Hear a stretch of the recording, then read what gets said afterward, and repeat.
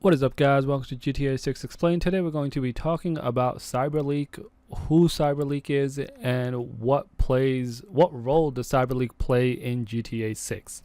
Alright, so unless you've been completely off the internet for the last 24 hours, you've probably seen people talk about this massive new GTA 6 leak.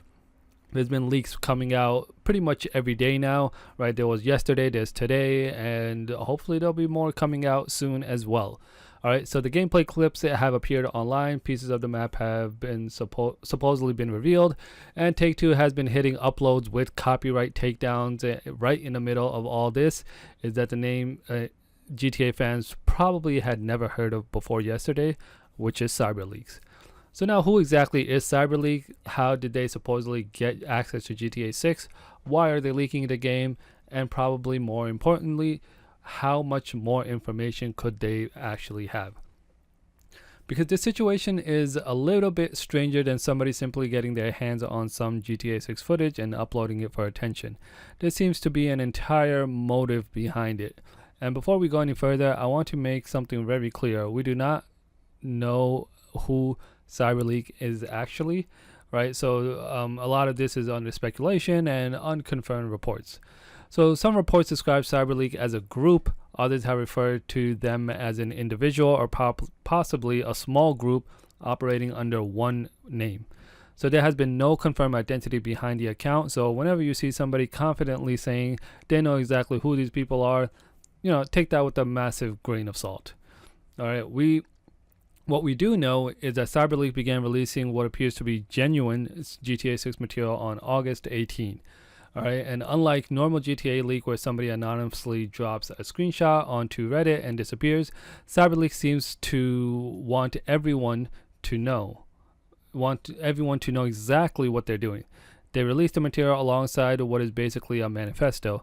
This message is called "No Disc, No Peace." And this is where the entire situation starts getting pretty bizarre.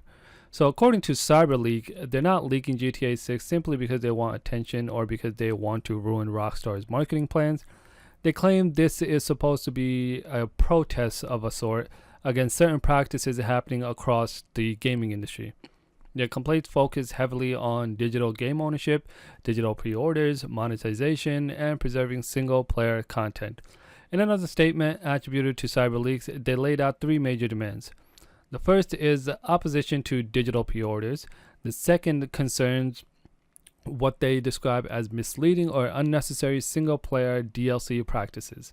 And the third is about publishers preserving single-player content instead of making content inaccessible later. CyberLeaks has begun threatening that publishers who violate these standards they've created could become targets themselves. Now, obviously, making a statement about consumer rights is actually illegally obtaining and releasing confidential game material are two completely different things. And even organizations that campaign for video game presentation have distanced themselves from what CyberLeak is doing. The Stop Killing Game movement, for example, publicly criticized the GTA 6 leak and has also raised concerns about CyberLeak apparently promoting a cryptocurrency or a meme coin alongside some of the leaked material. So, that's something else I would be extremely careful about.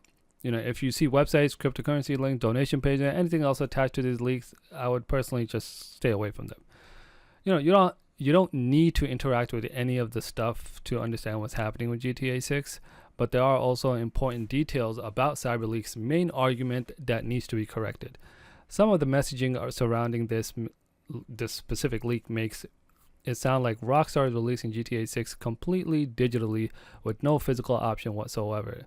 That's not exactly what Rockstar has announced. Rockstar currently says GTA 6 will have a physical standard box edition, however, there will not be an actual game disc inside.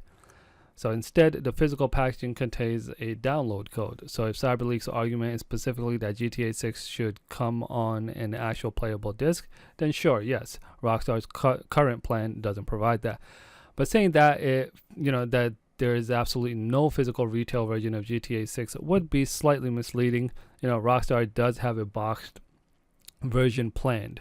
Okay, so now let's get to probably the biggest question.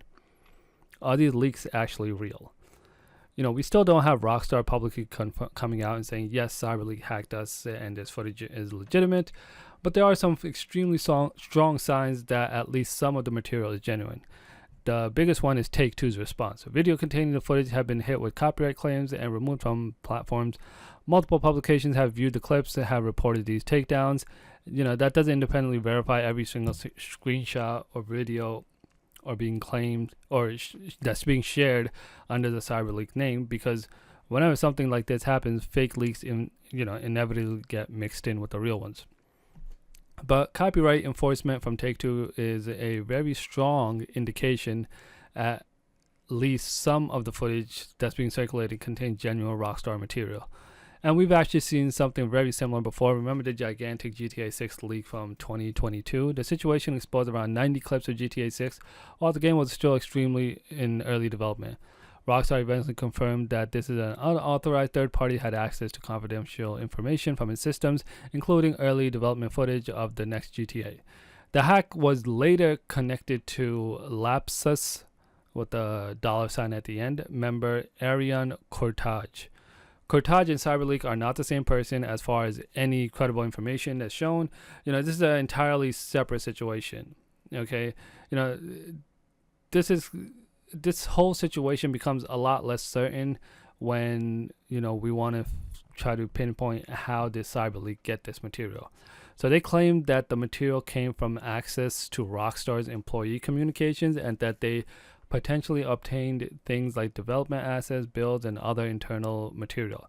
But none of that accusation story has been independently confirmed, so they're just really two separate questions here. Is some of the leaked GTA material genuine? Most people and what evidence has shown is yes, they are. Do we know for certain that CyberLeek accessed Rockstar's system exactly the way they claimed? No, we don't, of course not. And that distinction is extremely important. There's other interesting development here too.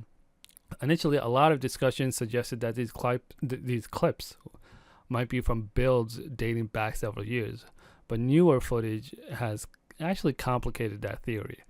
One of the recent clips, leaked clips, reportedly features Tate McRae's song "Sports Car" playing in the game radio, and that song was released in January 2025. So the audio is genuinely part of the build, and if it is part of the build and it hasn't been manipulated, that means that at least the particular footage is from 2025 or later.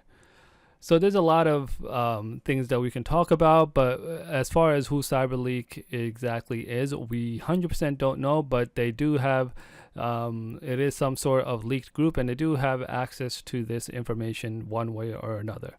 So yeah, let me know what you guys thoughts on this. Who do you think CyberLeak is? Do you think they are the original hackers from the early 2022 hack, or are these a completely new group?